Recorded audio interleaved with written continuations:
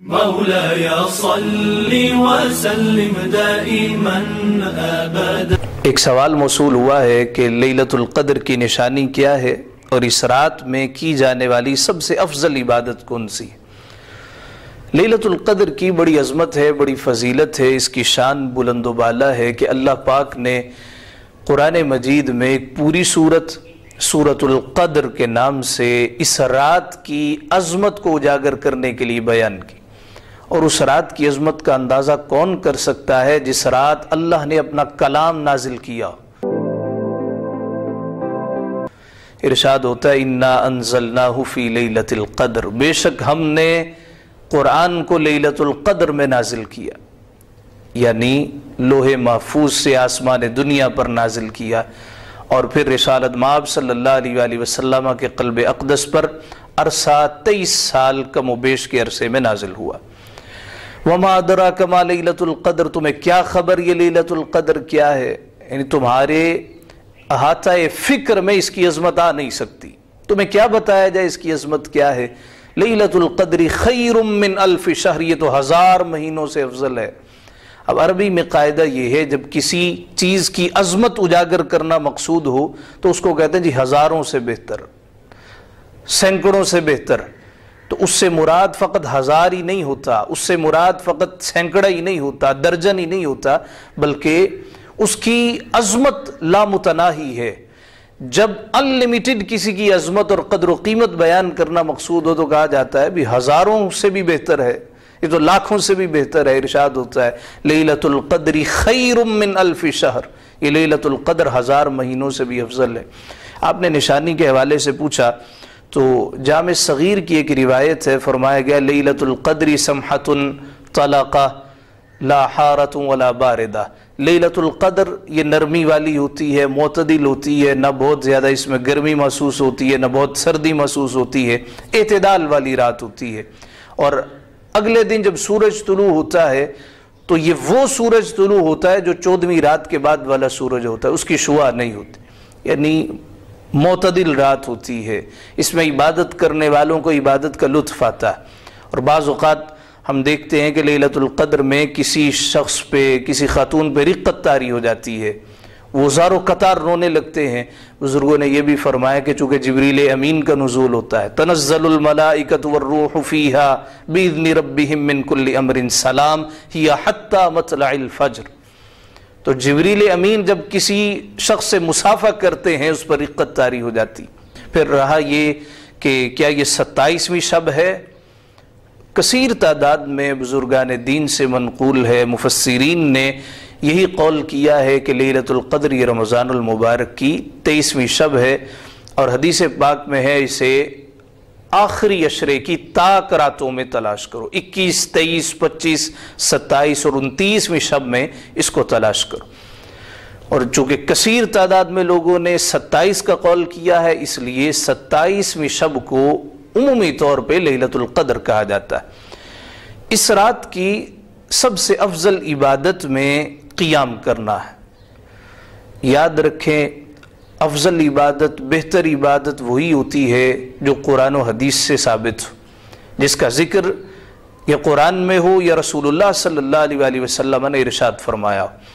رسالت مآب صلی اللہ علیہ وآلہ وسلم کے لبہائے احمری نے جنبش کھائی اور آپ نے فرمایا من قام لیلۃ القدر ایمانا و احتسابا غفر له ما تقدم من ذنبہ، جس شخص نے بھی لیلۃ القدر میں قیام کیا ایمان کے ساتھ اور احتساب کے ساتھ، غفر له ما تقدم من ذنبہ، اللہ پچھلے سارے گناہوں کو معاف کر دیتا۔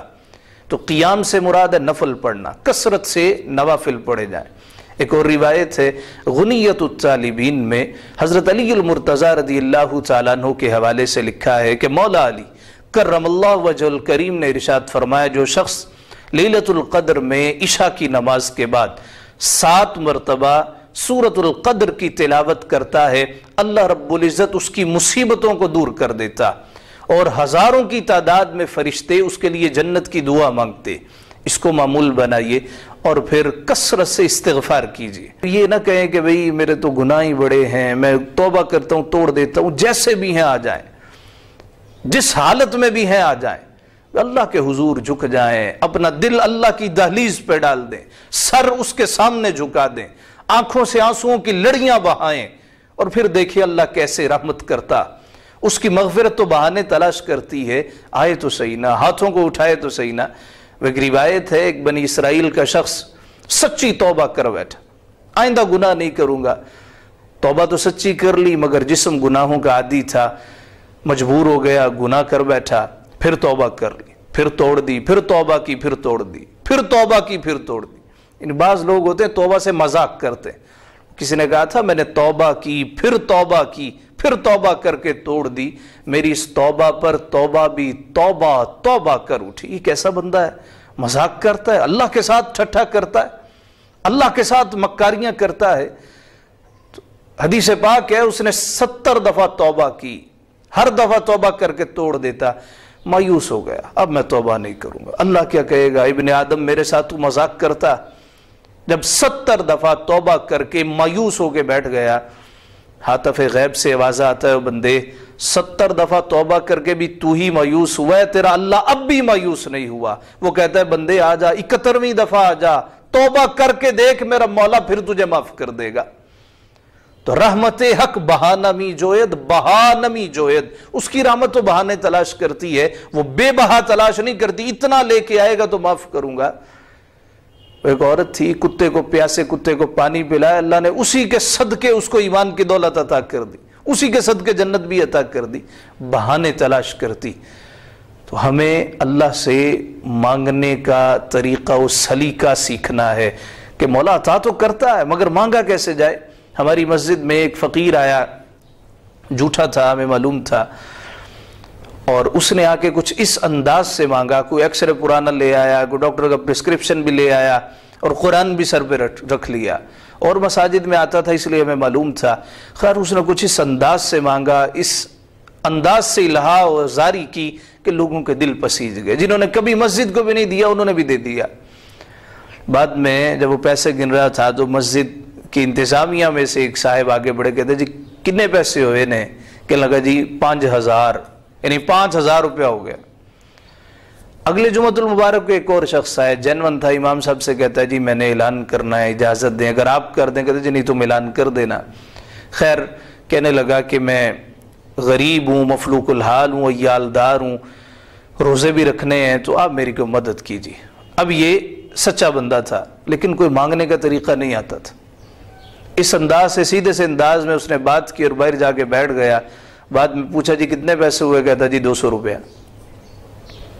لیکن مانگنے کا بھی کوئی طریقہ ہوتا ہے، مانگنے کا بھی سلیقہ ہوتا ہے کہ کس انداز سے مانگا جائے۔ اگر کوئی عبادت نہیں، کوئی نفل نہیں، کوئی آنسو نہیں، کوئی زاریاں نہیں، اپنے دل میں کوئی ندامت، شرمندگی کا احساس نہیں، اور کہہ دیا مولا مجھے یہ بھی دے دے، وہ بھی دے دے، یہ بھی کر دے، وہ بھی کر دے، اور یہ بھی معلوم نہیں کیا مانگ رہے ہیں، تو اس طرح تو عطا نہیں ہوتا۔ اس سے بھی مانگنے کا طریقہ و سلیقہ آنا چاہیے۔ بزرگوں کے پاس جا کے جو ہم کہتے ہیں جی میرے لیے دعا کریں، اس لیے انہیں مانگنے کا طریقہ آتا ہے، جس کو ہم اپنی زبان میں کہتے ہیں انہوں ول لے کے بھی منگنا کس طرح ہے۔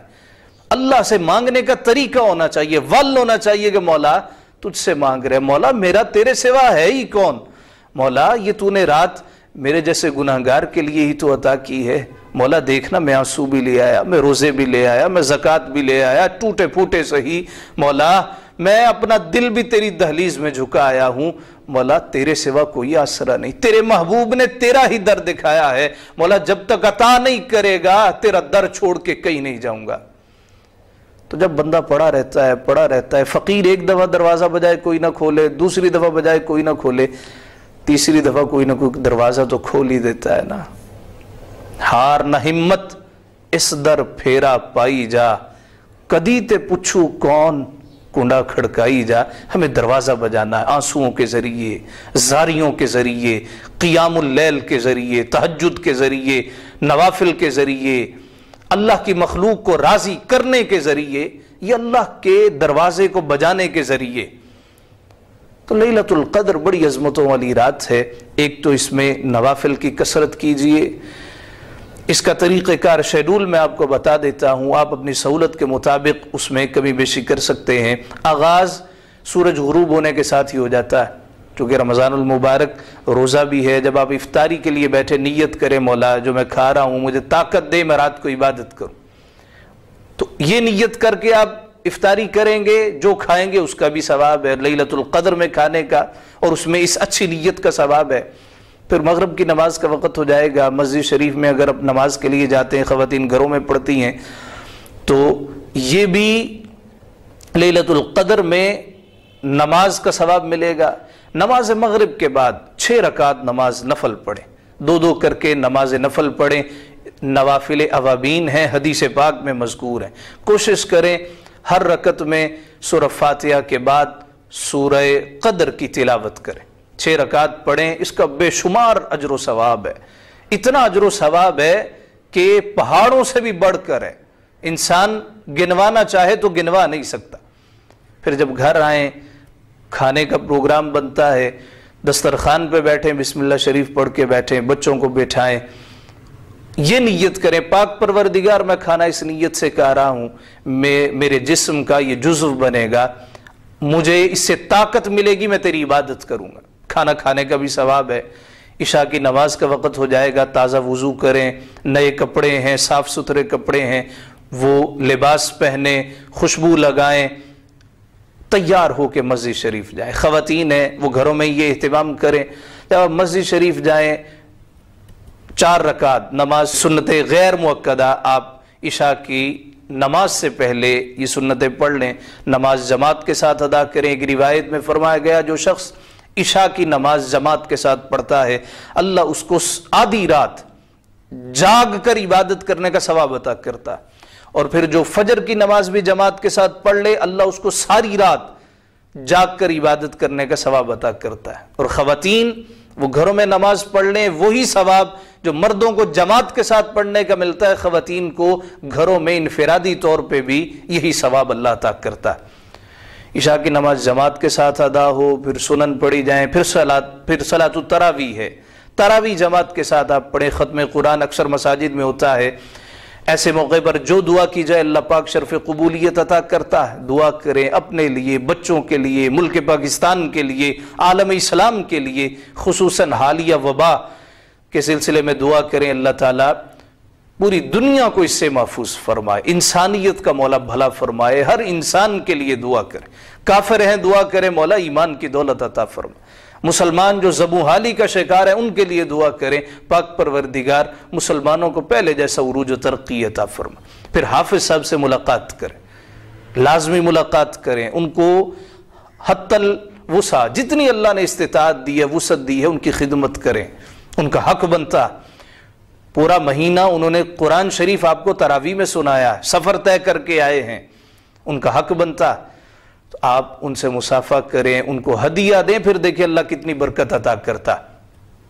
اس کے بعد تھوڑا وقفہ ہوگا، آپ وضو وغیرہ کے لیے تشریف لے جائیں، کچھ کھانا ہو تناول کر لیں، صلاۃ التسبیح کا پھر اہتمام کریں۔ صلاۃ التسبیح حدیث پاک سے ثابت ہے، حضرت عباس حضور کے چچا رضی اللہ تعالیٰ عنہ، حضور نے اپنے چچا کو یہ صلاۃ التسبیح تحفے میں دی، اور اس کے 10 فوائد ہیں، 10 بڑے فوائد ہیں۔ وہ یہ کہ اللہ اس نماز کے صدقے پچھلے سارے گناہوں کو معاف کر دیتا، اللہ اس کے صدقے اعلانیہ کیے گئے گناہ معاف کر دیتا ہے، پوشیدہ کیے گئے گناہ معاف کر دیتا، صغیرہ گناہ معاف کر دیتا، کبیرہ گناہ معاف کر دیتا۔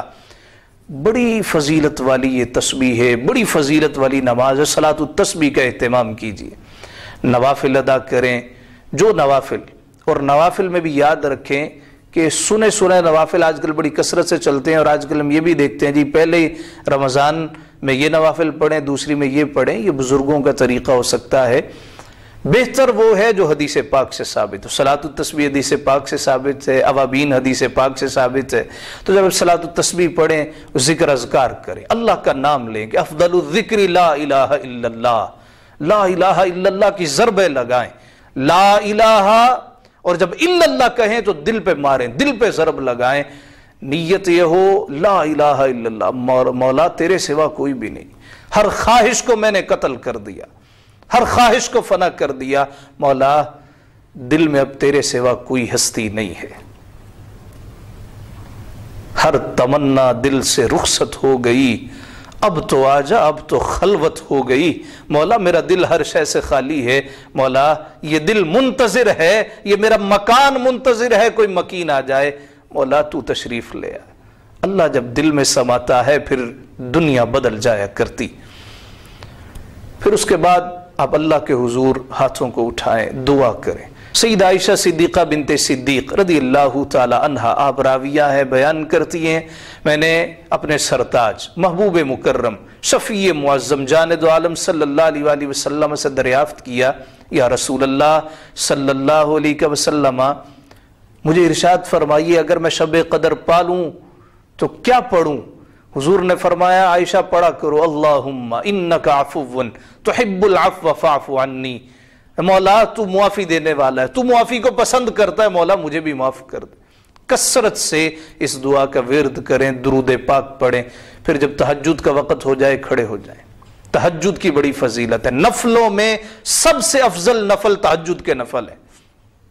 کم از کم 2 رکعتیں پڑھ لیں، 6 رکعتیں پڑھ لیں، 8 رکعتیں پڑھیں، جتنی اللہ توفیق ہمت دے، اور اس میں بھی کوشش کریں سورۃ الفاتحہ کے بعد کم از کم 3 مرتبہ سورۃ القدر کی تلاوت کریں۔ پھر سحری کا وقت ہوگا، آپ سحری تناول کیجئے، نیت یہ ہو مولا تو مجھے اس غذا کے ذریعے طاقت عطا فرما تاکہ میں تیرے سامنے جھک سکوں، میری جبین تیرے سامنے تڑپ سکے، میری زبان قوت حاصل کرے اور تیرا نام لے سکے۔ ساری رات اس طرح گزاریں، فجر کی نماز جماعت کے ساتھ پڑھیں۔ اللہ رب العزت اس رات کی عظمتوں برکتوں سے سب کو مالا مال فرمائے۔